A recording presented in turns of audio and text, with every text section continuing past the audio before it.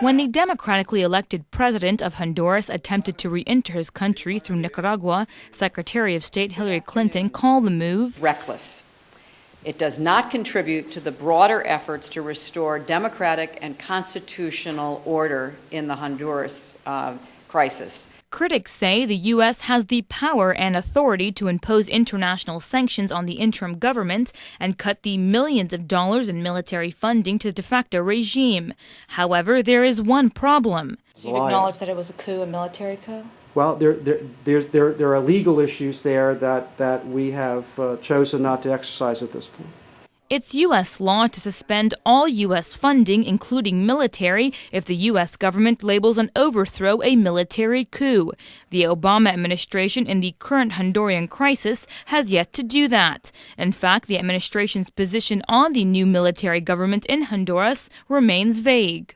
As long as the mediation process continues, in our view, we should let it play its course. Since the 1950s, the U.S., through the Department of Defense, has sponsored and supported military establishments throughout South and Central America over left-leaning governments. The School of Americas, now renamed the Western Hemisphere Institute for Security Cooperation, has been coined by Latin American activists as the School of Coups, for its notorious history of training military generals who then lead military coups and dictatorships in their countries, resulting in the violent repression of their people. The problem is that if this coup is allowed to stand, and if the people who perpetrated the coup will allow to stay in office or to have some negotiated deal that will give them power, it will send a signal to El Salvador, to Guatemala, and it will destabilize the region. It will show the militaries that they can get away with it.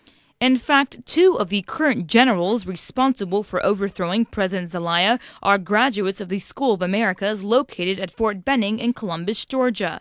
Yeah, what we are seeing in Honduras right now is that people who were trained in the United States at the School of the Americas were the key players in the military coup against the democratically elected government of Manuel Zelaya. During his speech earlier this year in Trinidad and Tobago, President Obama promised a new way forward in Latin America.